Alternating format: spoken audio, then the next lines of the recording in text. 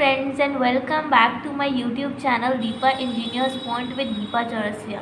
Okay, तो जैसे कि आप सभी जानते हैं, इससे पहले जो मेरे लेक्चर्स थे वो इंजीनियरिंग मैथमेटिक्स के ऊपर थे।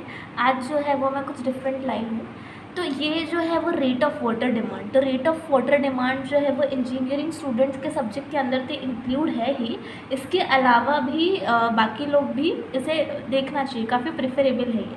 तो ठीक है, हम देखते हैं कि रेट ऑफ वाटर डिमांड होता क्या है।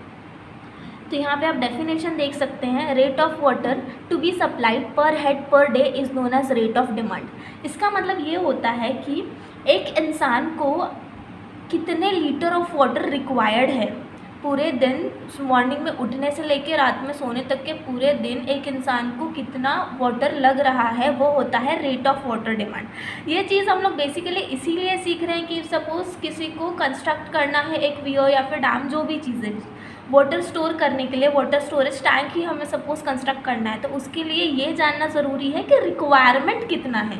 ठीक है, तो रिक्वायरमेंट हम कभी भी पर पर्सन के हिसाब से ही लेते हैं। तो यहाँ पे आप फॉर्मूला भी देख सकते हो उसके लिए, Q/P × 365। 365 इसीलिए मेंशन है बिकॉज 1 ईयर में, as we know very well, कि 1 ईयर में जो है वो 365 डेज होते हैं। ठीक है, Q दैट मीन्स होता है कि quantity of water required per year in litre. ठीक है, पी का मतलब होता है कि कितना अमाउंट में हमारा पॉपुलेशन है, उस पॉपुलेशन के अकॉर्डिंग ही जो है हम लोग डिज़ाइन करेंगे। ओके, तो डिमांड ऑफ वाटर देखते हैं हम लोग, और हम ये भी देखेंगे कि कितने वेरिएंट्स ऑफ डिमांड होता है।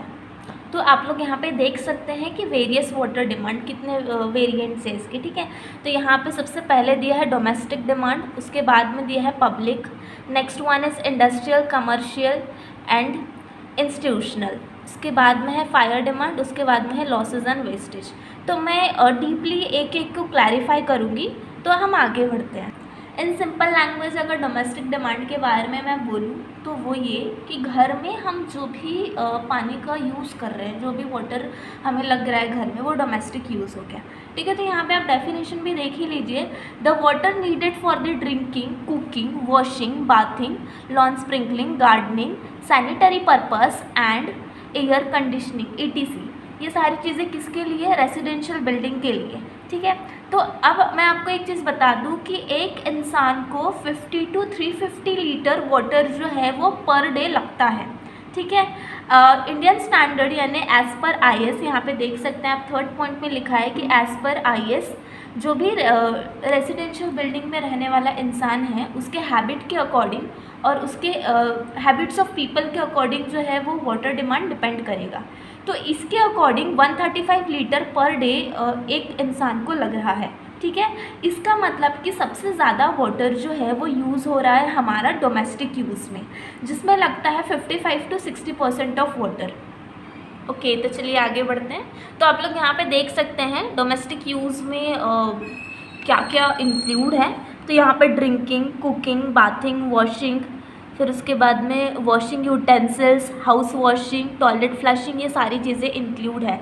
तो ये टोटल अगर मैं करूँ तो 135 litre per capita per day. Capita it means कि एक इंसान। ओके, तो अब हम लोग देखेंगे कि पब्लिक डिमांड के क्या क्राइटेरियाज़ है, या फिर पब्लिक डिमांड के अंदर कौन सी चीज़ें आती हैं। तो यहाँ पे ध्यान दीजिए, public demand is nothing but the कि जो भी सार्वजनिक यूज़ के लिए लग रहा है, जैसे हो सकता है वो रोड की सफाई के लिए लगे, पब्लिक टॉयलेट्स के लिए लगे, फ्लशिंग के लिए लगे। इसके अलावा जो हिस्टोरिकल मोनूमेंट्स होते हैं वहाँ पे जो भी वाटर लग रहा है उसको क्लीन करने के लिए, तो वो सारी चीज़ें जो है वो इसके अंदर आता है पब्लिक डिमांड के अंदर। तो यहाँ पे आप लोग डेफिनेशन देख सकते हैं, water need for the washing street, swimming pool, public park, fountains and ornamental display, flushing of public toilet. ठीक है, ये सारी चीज़ें जो है मैंने इसके पहले भी बताया, म्यूनसिपल पर्पस भी इसके अंदर इंक्लूड रहेगा। ठीक है, तो यहाँ पे आप देखिए कि कितना लीटर ऑफ वाटर जो है वो रिक्वायर्ड है।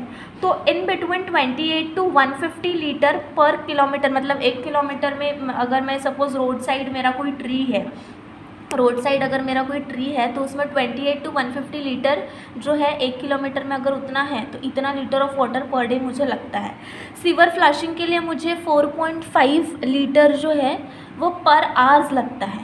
उसी तरह रोड वॉशिंग के लिए जो है वो 1 to 1.5 लीटर पर डे लगता है 1 स्क्वायर मीटर में। उसके बाद में पब्लिक पार्क के लिए भी आप लोग देख सकते हैं, उसी तरह पब्लिक पार्क का भी यहाँ पे मेंशन है। अब हम लोग बढ़ते हैं आगे इंडस्ट्रियल, कमर्शियल और इंस्टीट्यूशनल डिमांड के अंदर। तो इंडस्ट्रियल, कमर्शियल और इंस्टीट्यूशनल के अंदर जो है वो बेसिकली हमारे textile mills, sugar mills, paper mills, ये सारी चीज़ें आएंगी। ये सारी चीज़ें जो है वो इंडस्ट्रीज़ के अंदर आएंगी कि जिस भी तरह की इंडस्ट्रीज़ है उस तरह का हमारा water rat of water demand जो है वो रहेगा। इंडस्ट्रीज़ के अलावा हम अगर आगे बढ़ते हैं तो उसमें आपको देखने के लिए मिल जाएगा, जैसे कि इंस्टीट्यूशनल की अगर मैं बात करूँ तो डेफिनेटली वो स्कूल या कॉलेजेस ही होंगे, स्कूल, कॉलेज, हॉस्टल्स, ये सारी चीज़ें इंक्लूड होगी, ठीक है। इसके अलावा जो है हॉस्पिटल वगैरह इंक्लूड होगा। तो ये सारी चीज़ें जो है ये पब्लिक सेक्टर के अंदर ही आता है। तो इसमें लगने वाले वाटर जो है यहाँ पे मेंशन है, आप लोग देख सकते हैं जितने भी नंबर ऑफ़ वेरिएंट्स है यहाँ पे मेंशन है, और उसको लगने वाला जो वाटर डिमांड है वो भी वहाँ पे दिया है। इसके अलावा जो है हम लोग नेक्स्ट 4th नंबर जो हमारा फायर डिमांड के लिए एग्जीक्यूशन करेंगे। तो fire demand is nothing but कि हमें किसी भी जगह पे अगर आग लगी है तो उसको बुझाने के लिए कितना लीटर ऑफ वाटर लगेगा, वो दैट इज़ फायर डिमांड। तो फायर डिमांड को कैलकुलेट करने के लिए यहाँ पे कुछ फॉर्मूले भी दिए हुए हैं, आप फॉर्मूले देख सकते हो। तो फायर डिमांड में एक चीज़ हमेशा याद रखना कि वाटर ट्रीटमेंट से निकला हुआ सारा पानी सेम नहीं होता है। कुछ वाटर ट्रीटमेंट से निकला हुआ कुछ पानी ऐसा होता है जो कि यूज़फुल होता है हम ह्यूमन बीइंग के लिए, जो कि कोई हानिकारक नहीं होता। कुछ ऐसा होता है जो स्ट्रॉन्ग वाटर होता है। तो जो स्ट्रॉन्ग वाटर होता है वो यूज़ होता है फायर एक्सटिंग्विशन के लिए। स्ट्रॉन्ग वाटर में ऐसा भी नहीं होना चाहिए कि कुछ कंटामिनेशन वाली चीज़ें उस वाटर के अंदर मिक्स हो गई तो वो भी चलेगा, नहीं। तो वाटर ट्रीटमेंट प्लांट में ही वाटर के क्वालिटीज़ को अलग किया जाता है और उसी क्वालिटीज़ के अकॉर्डिंग जो है वो अलग अलग जगह पे वाटर सप्लाई किया, जैसे कि इंडस्ट्रीज़ के लिए सप्लाई होने वाला वाटर अलग होगा, उसी तरह की वॉशिंग पर्पज़ के लिए अप्लाई होने वाला वाटर अलग होगा, ठीक है। तो हम आगे बढ़ते हैं।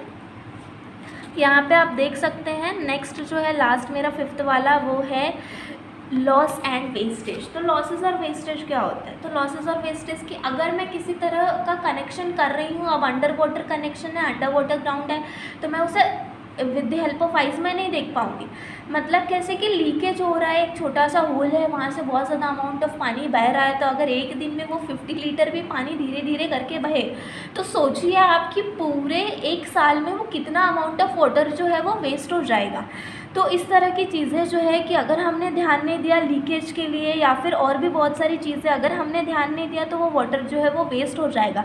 तो according to studies 20 to 25% water जो है हमारा मेंटेनेंस में निकल जाता है, यानी कि ध्यान ना देने की वजह से जो भी वाटर सप्लाई सिस्टम में इश्यूज़ आते हैं वो सारी चीज़ें। तो आई होप आपको सारी चीज़ें क्लियरली अंडरस्टैंड हो रही हो, और मैं आपको बोलना चाहूँगी कि प्लीज़ सेव वाटर, बिकॉज़ ये लाइफ का बहुत ही ज़्यादा इम्पोर्टेंट फैक्टर है कि अगर हमें जीना है तो पानी चाहिए। तो प्लीज़ आप वाटर को सेव कीजिए। और थैंक यू सो मच। अगर आपको मेरा वीडियो पसंद आए तो मुझे आगे भी पसंद कीजिए और मेरे चैनल को लाइक, शेयर और सब्सक्राइब करना ना भूलें।